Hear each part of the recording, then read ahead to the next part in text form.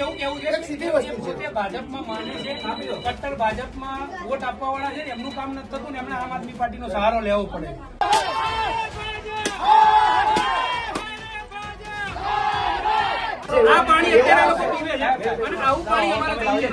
આ દ્રશ્યો તમે જે જોયા તે કોઈ સરઘસના કે ખુશીના નથી, પરંતુ આમ આદમી પાર્ટી દ્વારા વિરોધ પ્રદર્શન કરવામાં આવી રહ્યું છે.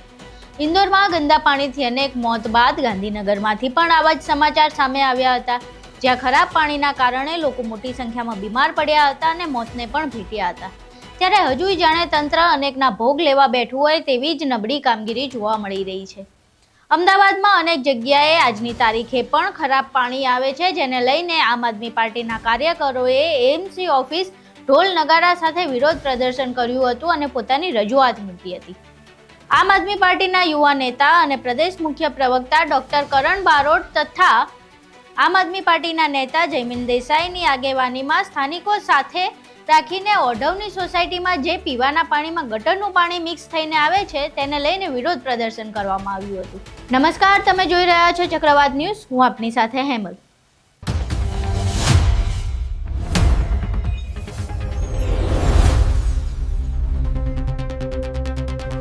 અહીં જુઓ આમ આદમી પાર્ટીના નેતાઓએ એએમસીમાં વિરોધ પ્રદર્શન દરમિયાન શું હોબાળાના દ્રશ્યો સર્જાયા. કે કાલે આજથી આ પાણી હાલની સિચ્યુએશનમાં અત્યારે ભરીને આવેલું પાણી છે. મારી વાત તો સાંભળો, તમે બોલી લીધું સાહેબ, તમે બોલશો તો કહી દેતા. આ અત્યારે તાજું ભરીને લાયા છે. આનો વિડીયો છે ભરતો આજનો, બરાબર? એ તમને જોઈતો જ બતાવી દો. આ પાણી અત્યારનું છે ને, હાલની કન્ડિશનમાં લોકો આવી પાણી પીવે છે. તમે એવું કીધું હું કાલ સવારે આવીશ, મારી વાત સાંભળો, કાલ સવારે આવીશ, પાણીનું ટેન્કર મોકલીશ અને કાલ સવારે હશે લાઈન કાપી દઈશ. હવે અત્યારે કેટલા વાગ્યા?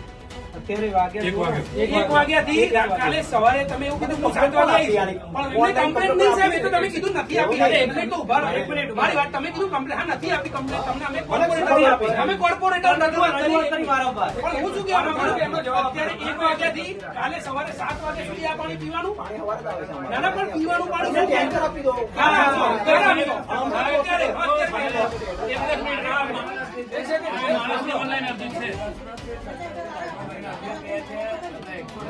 સાહેબ એક મિનિટ, આપણે અરજીઓની જરૂરત ના આવે, સ્થાનિક સંભાળીને ફોન ના કરવાનો હોય. સાંભળો સાહેબ, અમે કહો છો ને અરજી નહીં આપેલી, અરજી આપેલી ઓનલાઈન આપેલી છે.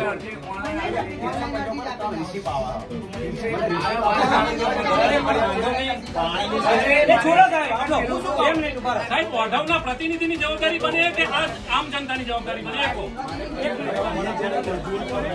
ત્યાં ઉપપ્રમુખ સોસાયટીમાં રહે છે.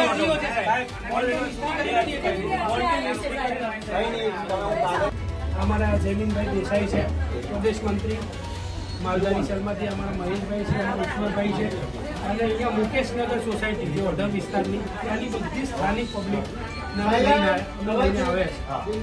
રજૂઆત સાહેબ એટલી ચોખ્ખી અને ચટ છે કે આ પીવાનું પાણી છે, આ બોટલ તમારા અહીંયા ઓફિસમાં પડેલી છે, આ પીવાનું પાણી છે અને આ ત્યાં સોસાયટીના લોકો પીવે એ પાણી છે. એટલે અમે રજૂઆત કરવા માંગીએ છીએ કે સાહેબ આ લોકો 6 મહિના વર્ષથી પીવે છે, એટલે પાણીનો ટેસ્ટ કેવો છે થોડુંક તમે ચાખીને જુઓ તો ખબર પડે. તમે પીને થોડું જુઓ સાહેબ. ના અમે પીએ છીએ સાહેબ, 6 મહિના. આ લોકો 6 મહિનાથી પીવે છે. આ પાણી અત્યારે લોકો પીવે છે અને આવું પાણી અમારે પીએ છે. અને આ આખા ઓઢવ વિસ્તારની વાત છે. અહીંયાથી ભાજપના ગુજરાતના પ્રદેશ અધ્યક્ષ છે, એમનો વિશ્વકર્માનો વિસ્તાર છે, અને ત્યાં સાહેબ આ લોકો એમને સાહેબને વોટ આપી જીતાડે. પાણી જોઈએ અને હવે તો પ્રદેશ અધ્યક્ષ થઈ ગયા. હું તો તમારા પોલીસ અધિકારીઓ અને કર્મચારીઓ અહીં રહેતા છે, એમને પીવડાવો ચોખ્ખું પાણી. બધાને શું, અમે તો એમના માટે લડીએ છીએ કે અમને ચોખ્ખું પાણી મળે. અમે તો જગદીશભાઈ વિશ્વકર્મા માટે લડે છે કે અમને ચોખ્ખું પાણી મળે અને પ્રાથમિક સુવિધા અમને મળે. અને સાહેબ આ તો પ્રાથમિક જરૂરિયાત છે, ખોટો વિરોધ કરવા નથી આવ્યા છે. આપણે ગટરનું પાણી પીએ છીએ, આપણે ગટરનું પાણી પીવા મજબૂર છીએ.